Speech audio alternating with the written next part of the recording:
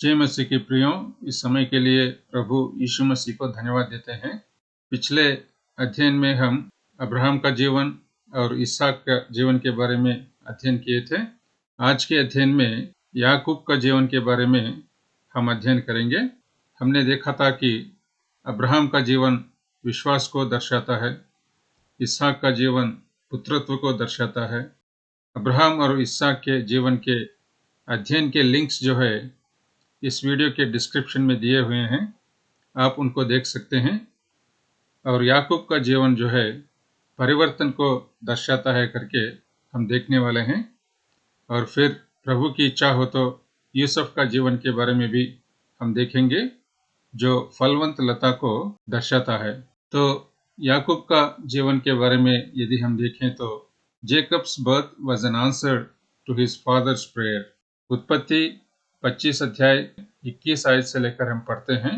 इसहाक की पत्नी बांझ थी, इसलिए उसने उसके निमित्त यहोवा से विनती की और यहोवा ने उसकी विनती सुनी। इस प्रकार उसकी पत्नी रिबका गर्भवती हुई।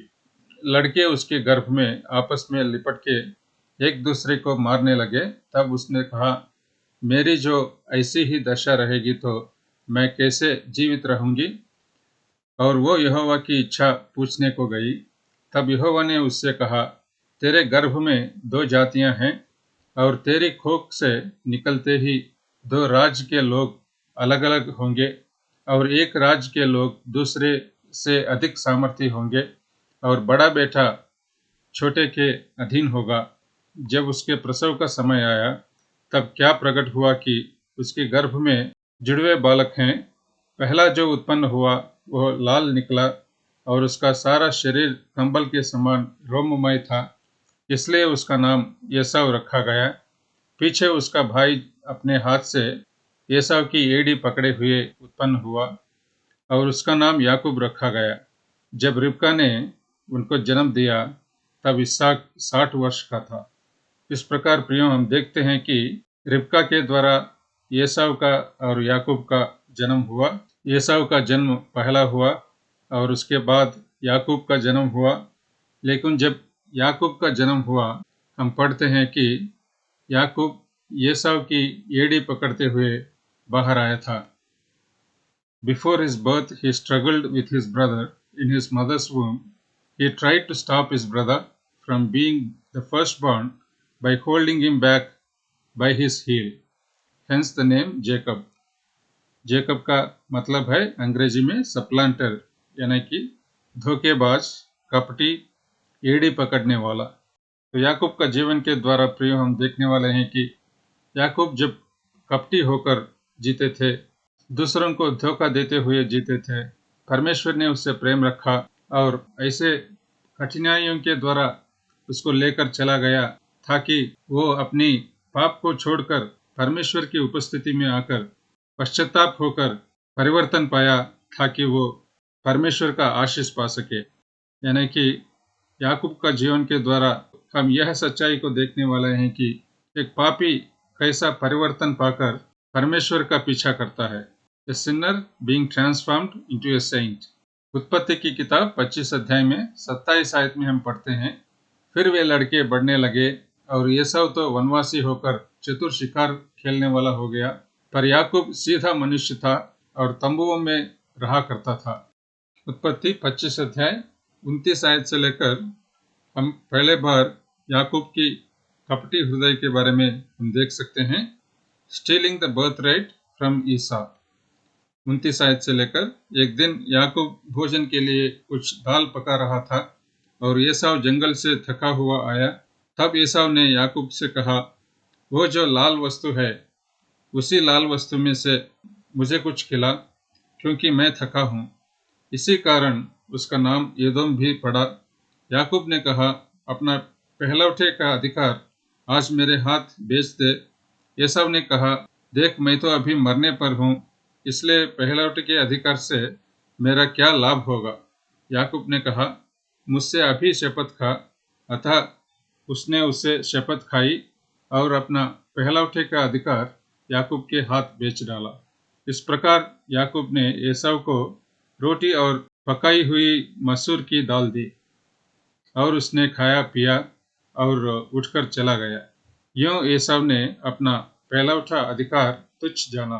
इस प्रकार एसाव की परिस्थिति की फायदा उठाते हुए याकूब ने उसका पहलौठे का अधिकार को छीन लिया करके हम देख रहे हैं। उसके बाद उसी अध्याय में हम पढ़ सकते हैं कि याकूब की माँ रिबका की सहायता से याकूब ने अपने पिता इसहाक को और भाई एसाव को भी धोखा देते हुए एसाव के ऊपर जो आने वाले आशीषों को छीन लिया। उत्पत्ति 27-28 आयत से लेकर हम पढ़ते हैं, परमेश्वर तुझे आकाश से ओस और भूमि की उत्तम से उत्तम उपज और बहुत सा अनाज और नया दाखमधु दे। राज्य राज्य के लोग तेरे अधीन हो और देश देश के लोग तुझे दंडवत करें। तू अपने भाइयों का स्वामी हो और तेरी माता के पुत्र तुझे दंडवत करें। जो तुझे शाप दे वे आप ही शापित हों और जो तुझे आशीर्वाद दे वे आशीष पाएं।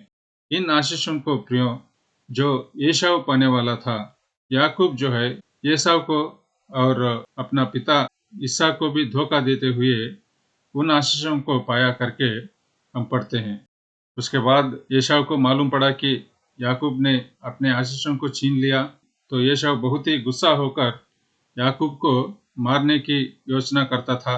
तब रिबका ने याकूब को हारान में जो रहने वाला अपने भाई लाबान के पास भेजा करके हम पढ़ सकते हैं।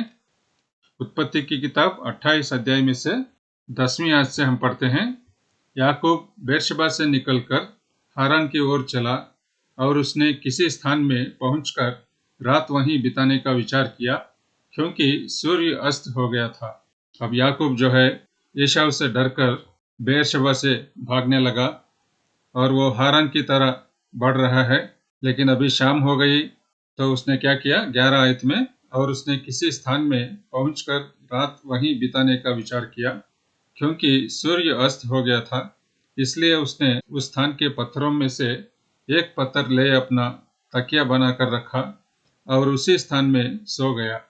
और वो जब सो गया, 12 आयत से हम पढ़ते हैं, तब उसने स्वप्न में क्या देखा कि एक सीढ़ी पृथ्वी पर खड़ी है और उसका सिरा स्वर्ग तक पहुंचा है और परमेश्वर के दूत उस पर से चढ़ते उतरते हैं और यहोवा उसके ऊपर खड़ा होकर कहता है, मैं यहोवा तेरे दादा अब्राहम का परमेश्वर और इसहाक का भी परमेश्वर हूँ। जिस भूमि पर तू लेटा है उसे मैं तुझको और तेरे वंश को दूंगा और तेरा वंश भूमि की धूल के किनकों के समान बहुत होगा और पश्चिम पूरब उत्तर दक्षिण चारों ओर फैलता जाएगा और तेरे वंश के द्वारा पृथ्वी के सारे कुल आशीष पाएंगे। और सुन, मैं तेरे संग रहूंगा और जहाँ कहीं तू जाएगा वहाँ तेरी रक्षा करूंगा और तुझे इस देश में लौटा ले आऊंगा। मैं अपने कहे हुए को जब तक पूरा न कर लूं तब तक तुझको ना छोड़ूंगा। प्रियो, इन आयतों में हम देख सकते हैं कि परमेश्वर का प्रेम याकूब के प्रति प्रकट किया जा रहा है। भले याकूब एक धोखेबाज होकर अपने भाई को और अपना पिता को धोखा देकर भाग रहा है हारान की ओर, फिर भी परमेश्वर ने उसको नहीं छोड़ा। परमेश्वर ने एक स्वप्न में अपने आप को प्रकट करते हुए याकूब से वादा कर रहा है कि वह उसको फिर से कनान में वापस लेकर आने वाले हैं और अपना आशीष उनके ऊपर देने वाला है।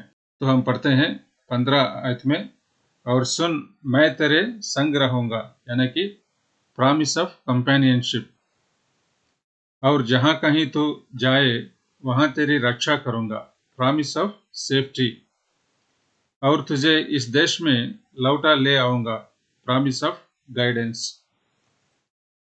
मैं अपने कहे हुए को जब तक पूरा न कर लूं तब तक तुझको न छोड़ूंगा, पर्सनल गारंटी। इस प्रकार प्रियो, इन आयतों में परमेश्वर की प्रेम प्रकट किया जा रहा है। और याकूब ने जो सीढ़ी को देखा था, पृथ्वी से लेकर परमेश्वर की उपस्थिति तक जो पहुंची है, उस सीढ़ी जो है हमारे और परमेश्वर के बीच संगति को दर्शाता है करके हम देख सकते हैं। अंग्रेजी में real uninterrupted and close communion between heaven and earth, and in particular between God in His glory and man in his solitude. इस प्रकार प्रियो, हमारे जीवन में भी जब हम परमेश्वर से दूर होकर पाप में जीते रहते हैं, फिर भी परमेश्वर हमारे प्रति प्रेम रखता है करके हम देख सकते हैं। हमारे पापों को छोड़कर उनकी उपस्थिति में आकर परमेश्वर की सेवा करने के लिए परमेश्वर चाहता है करके हम देख सकते हैं। क्या हम परमेश्वर की प्रेम को महसूस करते हुए उनकी उपस्थिति में आ रहे हैं? उसके बाद हम देख सकते हैं प्रियो, उत्पत्ति 28 अध्याय में 16 आयत से लेकर, तब याकूब जाग उठा और कहने लगा, निश्चय इस स्थान में यहोवा है और मैं इस बात को ना जानता था। और भय खाकर उसने कहा, यह स्थान क्या ही भयानक है, यह तो परमेश्वर के भवन को छोड़ और कुछ नहीं हो सकता, वरना यह स्वर्ग का फाटक ही होगा। भोर को याकूब उठा और अपने तकिए का पत्थर लेकर उसका खंभा खड़ा किया और उसके सिरे पर तेल डाल दिया। उसने उस स्थान का नाम बेतेल रखा, पर उस नगर का नाम पहले लूज था। इस प्रकार देख सकते हैं प्रियो, उस स्थान को याकूब बेतेल नाम से पुकार रहा है और उसका नाम पहले था लूज, यानी कि सेपरेशन। बेतेल यानी कि हाउस ऑफ गॉड। इससे हम ये देख सकते हैं कि जब हम परमेश्वर से दूर होकर जीते थे, परमेश्वर हमसे प्रेम रखकर हमारे पापों से हमें छुटकारा देकर अपने संतान हमें बना देंगे, यानी कि हमें भी हाउस ऑफ गॉड, परमेश्वर का मंदिर के रूप में आत्मिक रीति से बढ़ोतरी पाने में सहायता करता है करके प्रियो हम देख सकते हैं। तब याकूब ने यह मन्नत मानी, यदि परमेश्वर मेरे संग रहकर इस यात्रा में मेरी रक्षा करें और मुझे खाने के लिए रोटी और पहनने के लिए कपड़ा दे और मैं अपने पिता के घर में कुशल क्षेम से लौट आऊं, तो यहोवा मेरे परमेश्वर ठहरेगा और यह पत्थर जिसका मैंने खंभा खड़ा किया है परमेश्वर का भवन ठहरेगा, और जो कुछ तू मुझे दे उसका दशमांश मैं अवश्य ही तुझे दिया करूंगा।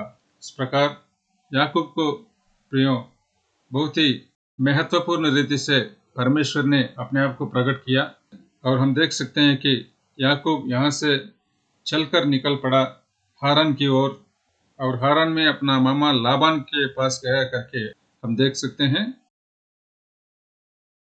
जब याकूब हारान पहुंचा, अपना मामा लाबान की छोटी बेटी राहेल को देखकर उसको पसंद किया, और राहेल को अपनी पत्नी पाने के लिए याकूब ने लाबान की 7 साल की सेवा किया है करके हम देख सकते हैं। और उन 7 साल की सेवा पूरा होने के बाद लाबान ने क्या किया था, अपनी छोटी बेटी राहेल के बदले में अपनी बड़ी बेटी लिया को याकूब को दिया करके हम पढ़ सकते हैं। उत्पत्ति की किताब 29 अध्याय 21 आयत से लेकर। तब याकूब ने लाबान से कहा, मेरी पत्नी मुझे दे और मैं उसके पास जाऊंगा, क्योंकि मेरा समय पूरा हो गया है। अतः लाबान ने उस स्थान के सब मनुष्यों को बुलाकर इकट्ठा किया और एक भोज दिया। सांझ के समय वह अपनी बेटी लिया को याकूब के पास ले गया और वह उसके पास गया। लाबान ने अपनी बेटी लिया को उसकी दासी होने के लिए अपनी दासी जिल्पा दी। भोर को मालूम हुआ कि यह तो लिया है, इसलिए उसने लाबान से कहा, यह तूने मेरे साथ क्या किया है? मैंने तेरे साथ रहकर जो तेरी सेवा की, तो क्या राहेल के लिए नहीं की? फिर तूने मुझसे क्यों ऐसा छल किया है? लाबान ने कहा, हमारे यहाँ ऐसी रीति नहीं कि बड़ी बेटी से पहले दूसरी का विवाह कर दें। इसका सप्ताह का पूरा कर, फिर दूसरी भी तुझे उस सेवा के लिए मिलेगी जो तू मेरे साथ रहकर और 7 वर्ष तक करेगा। इस प्रकार प्रियो, याकूब जो है अपना भाई एसाव को और अपना पिता इसहाक को धोखा देकर बेरशेबा से भागकर हारान पहुंचा। हारान में अपने मामा लाबान के हाथों में पहला धक्का खाया, और फिर उसके बाद हम पढ़ सकते हैं, Laban changed the wages 10 times. उत्पत्ति 31 अध्याय 6वीं आयत से लेकर। तुम भी जानती हो कि मैंने तुम्हारे पिता की सेवा शक्ति भर की है, फिर भी तुम्हारे पिता ने मुझसे छल करके मेरी मजदूरी को 10 बार बदल दिया, परंतु परमेश्वर ने उसको मेरी हानि करने नहीं दिया। राहेल के विषय में लाबान ने याकूब को छल किया था, और फिर याकूब को जो मजदूरी देने वाला था उसके विषय में भी लाबान ने याकूब को छल किया करके हम पढ़ रहे हैं। उतना ही नहीं, तीसरा विषय हम देख सकते हैं, His own sons deceived him in case of Joseph। जब याकूब ने अपने पूरा परिवार को लेकर कनान को वापस पहुंचा, और जब बेटे बड़े हो गए, याकूब के पुत्र जो है यूसुफ, उसको बाकी बेटों ने ढा करते थे, पसंद नहीं करते थे। और जब याकूब ने यूसुफ को उनसे ज्यादा जब प्रेम रखता था, तो याकूब के बाकी बेटों ने और भी गुस्से हो गए और यूसुफ को मारने के लिए सोच रहे थे। उत्पत्ति की किताब 37 अध्याय में 31 आयत से लेकर हम पढ़ते हैं, तब उन्होंने यूसुफ का अंगर खा लिया और एक बकरे को मार के उसके लहू में उसे डुबा दिया, और उन्होंने उस रंग बिरंगे अंगरखे को अपने पिता के पास भेजकर कहला दिया, यह हमको मिला है, अतः देखकर पहचान ले कि यह तेरे पुत्र का अंगरखा है कि नहीं। उसने उसको पहचान लिया और कहा, हाँ, यह मेरे ही पुत्र का अंगरखा है, किसी दुष्ट पशु ने उसको खा लिया है। निस्संदेह यूसुफ फाड़ डाला गया है। तब याकूब ने अपने वस्त्र फाड़े और कमर में टाट लपेटा और अपने पुत्र के लिए बहुत दिनों तक विलाप करता रहा।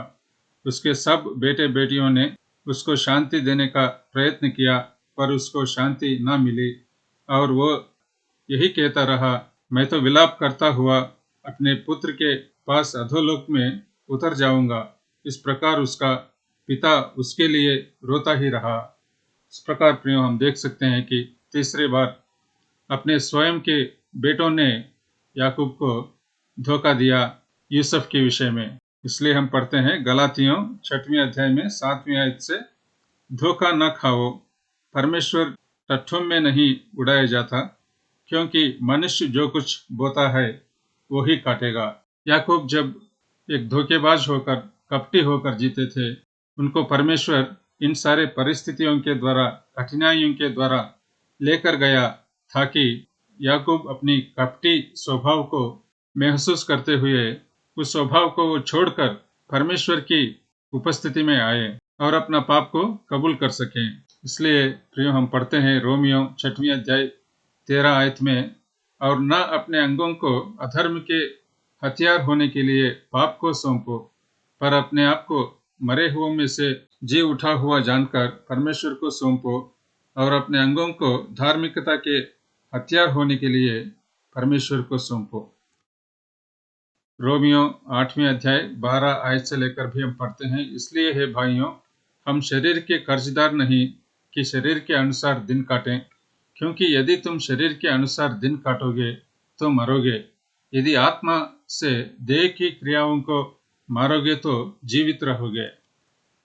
कुलस्सियों 3 अध्याय 5वीं आयत से लेकर भी हम पुराने मनुष्यत्व के बारे में और नए मनुष्यत्व के बारे में हम पढ़ सकते हैं। इसलिए अपने उन अंगों को मार डालो जो पृथ्वी पर हैं, अर्थात व्यभिचार, अशुद्धता, दुष्कामना, बुरी लालसा और लोभ को, जो मूर्ति पूजा के बराबर है।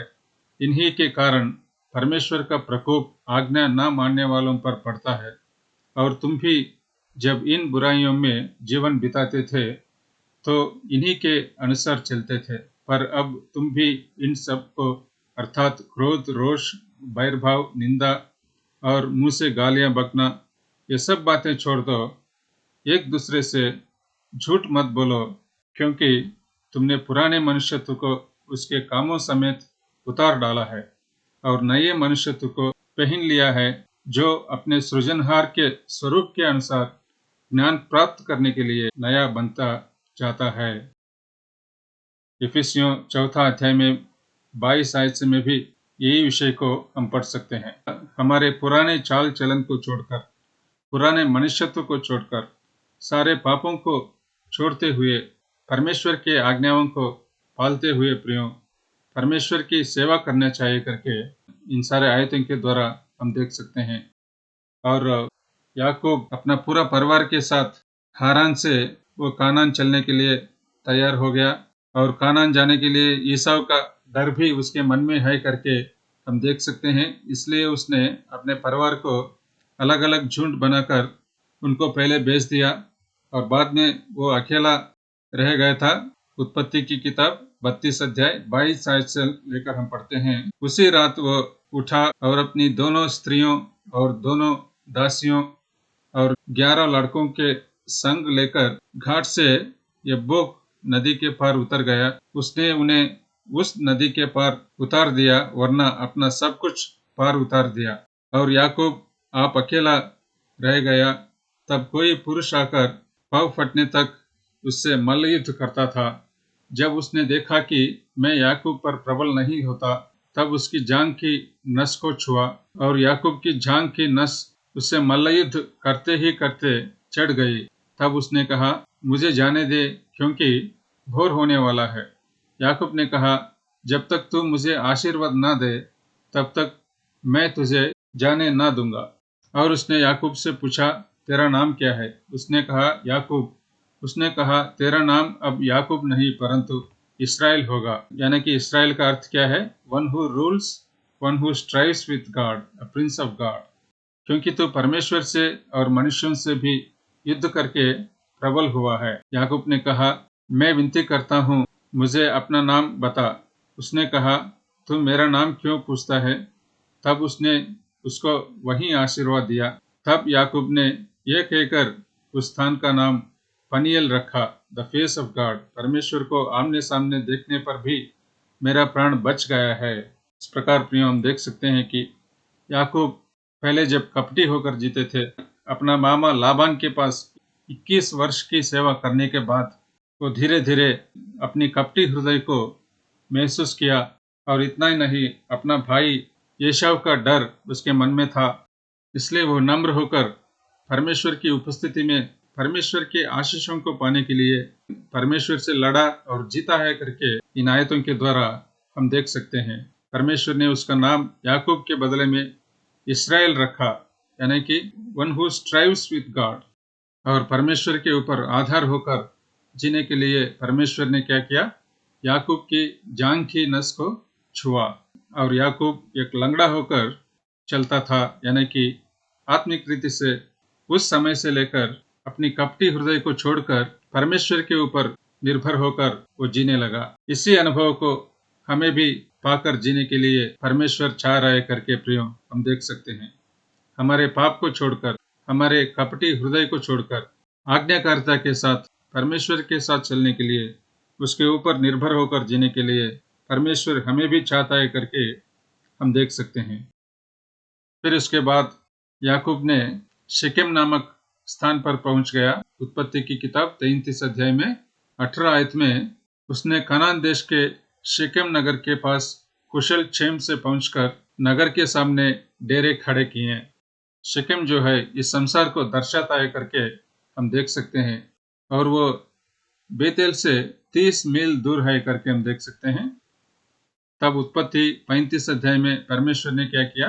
पहला आयत से लेकर, तब परमेश्वर ने याकूब से कहा, यहाँ से निकलकर बेतेल को जा और वहीं रह, और वहां परमेश्वर के लिए वेदी बना, जिसने तुझे उस समय दर्शन दिया था जब तू अपने भाई एसाव के डर से भाग जाता था।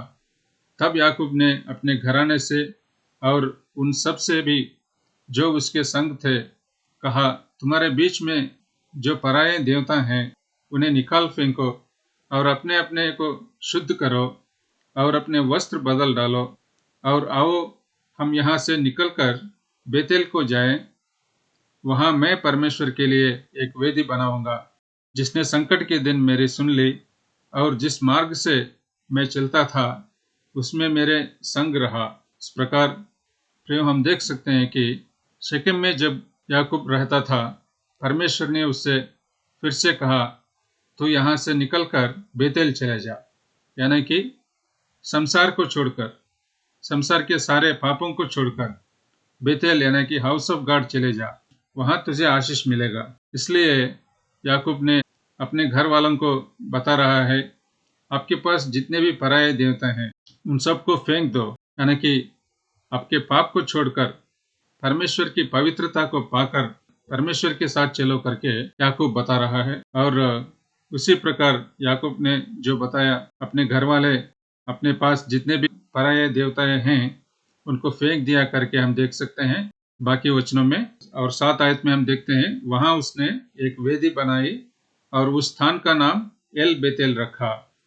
और फिर 11 आयत में हम देखते हैं जब याकूब और उसके सारे परिवार परमेश्वर की उपस्थिति में आए थे बेथेल में, परमेश्वर बता रहा है 11 आयत में, फिर परमेश्वर ने उससे कहा, मैं सर्वशक्तिमान ईश्वर हूँ, तू फूले फले और बढ़े, और तुझसे एक जाति वरना जातियों की एक मंडली भी उत्पन्न होगी, और तेरे वंश में राजा उत्पन्न होंगे, और जो देश मैंने अब्राहम और इसहाक को दिया वही देश तुझे देता हूँ, और तेरे पीछे तेरे वंश को भी दूंगा।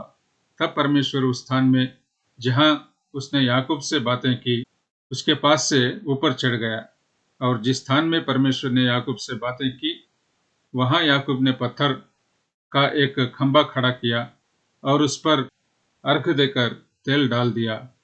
जहाँ परमेश्वर ने याकूब से बातें की उस स्थान का नाम उसने बेतेल रखा। इस प्रकार प्रियो, याकूब बेतेल आकर वहां रहा है करके हम देख सकते हैं। और फिर बाद में हम पढ़ते हैं उत्पत्ति की किताब में कि कानान में जब अकाल पड़ा था, याकूब ने अपना पूरा परिवार के साथ मिस्र देश में चला गया। इससे पहले यूसुफ को जब अपने भाइयों मिस्र देश में उसको बेचे थे, वहां यूसुफ प्रधानमंत्री बन गए करके हम पढ़ सकते हैं। और यूसुफ अपना पिता याकूब और सारे परिवार को मिस्र देश में बुलाए करके हम देख सकते हैं। जब याकूब मिस्र देश में पहुंचा, उत्पत्ति की किताब 47 अध्याय में 7 आयत से लेकर हम पढ़ते हैं, तब यूसुफ ने अपने पिता याकूब को ले आकर फिरौन के सम्मुख खड़ा किया, और याकूब ने फिरौन को आशीर्वाद दिया। तब फिरौन ने याकूब से पूछा, तेरी आयु कितने दिन की हुई है? याकूब ने फिरौन से कहा, मैं 130 वर्ष परदेशी होकर अपना जीवन बिता चुका हूँ। मेरे जीवन के दिन थोड़े और दुख से भरे हुए भी थे, और मेरे बाप दादे परदेशी होकर जितने दिन तक जीवित रहे उतने दिन का मैं अभी नहीं हुआ। इस प्रकार याकूब की इन बातों से प्रियो हम देख सकते हैं कि याकूब में परिवर्तन आया है। एक समय था जब वो बहुत ही कपटी होकर जीता था, लेकिन अब जो है वो महसूस कर रहा है कि उनका दिन दुख से भरे हुए हैं। वो कबूल कर रहा है कि वो एक परदेशी है, यानी कि उसको अभी परमेश्वर पर पूरा विश्वास हुआ कि वो इस जगत को छोड़कर परमेश्वर की उपस्थिति में रहने के लिए चला जाने वाले हैं। फिर उत्पत्ति की किताब 47 अध्याय में 29 आयत से लेकर अपना बेटा यूसुफ से याकूब शपथ ले रहा है कि उनके शरीर को मिस्र देश में नहीं बल्कि कानान में ले जाकर उनके बाप दादों की कब्रिस्तान में रखें। और इब्रानियों 11 अध्याय में याकूब का विश्वास के बारे में हम देख सकते हैं 21 आयत में, विश्वास ही से याकूब ने मरते समय यूसुफ के दोनों पुत्रों में से एक एक को आशीष दी और अपनी लाठी के सिरे पर सहारा लेकर दंडवत किया। इस प्रकार प्रियो, याकूब का जीवन में जो परिवर्तन हुई उसके बारे में इस अध्ययन में हमने देखा है। अंग्रेजी में हम देखते हैं, To Abraham, God was faithful God who brought him through all his trials of faith and allowed him to experience God's faithfulness. To Isaac, he was the providing God who provided him with all the needs of a son in order that he might have a rich life. But to Jacob, he was a chastening God in order that through his discipline, Jacob might mortify himself, be delivered from his egocentric life and casuistic mind, and become a good and faithful servant. Jacob, through his trials and service, had his selfishness and egotism and casuistry burned out. इस प्रकार प्रियो, परमेश्वर याकूब का जीवन में किस प्रकार का काम किया जिससे परिवर्तन आया है उनका जीवन में, उसके बारे में हमने देखा है। आइए इस अध्ययन को छोटी सी प्रार्थना के साथ समाप्त करेंगे। प्यारे पिता परमेश्वर, इस समय के लिए हम आपको धन्यवाद देते हैं। याकूब का जीवन के बारे में अध्ययन करने में आपने हमें सहायता दिया। याकूब एक कपटी होकर जीता था, अपना भाई और अपना पिता दोनों को धोखा देकर बेरशबा से लेकर वो भागने लगा, हारान की ओर गया और हारान में लाबान को 21 वर्ष की सेवा की और वहां से अपना परिवार को लेकर वापस कनान पहुंचा। और हमने देखा है कि याकूब को बहुत सारे कठिनाइयों के द्वारा गुजरना पड़ा, ताकि वो कपटी हृदय को महसूस करते हुए अपना पाप को छोड़कर परमेश्वर की उपस्थिति के पास आए, परमेश्वर के ऊपर निर्भर होकर जिए। प्रभु हमें भी सहायता दीजिए ताकि हमारे पापों को छोड़कर आपकी उपस्थिति में आकर आपकी आज्ञाकारी बनकर जिए और आपके साथ चलें। जो कोई भाई बहन इस वीडियो को देख रहे हैं, उनके ऊपर आपकी आशीष उंडेल दीजिए। हम सबों को प्रभु आपकी गवाह बनकर जीने में सहायता दीजिए। इस छोटी सी प्रार्थना प्रभु यीशु मसीह के नाम से मांगते हैं, आमीन।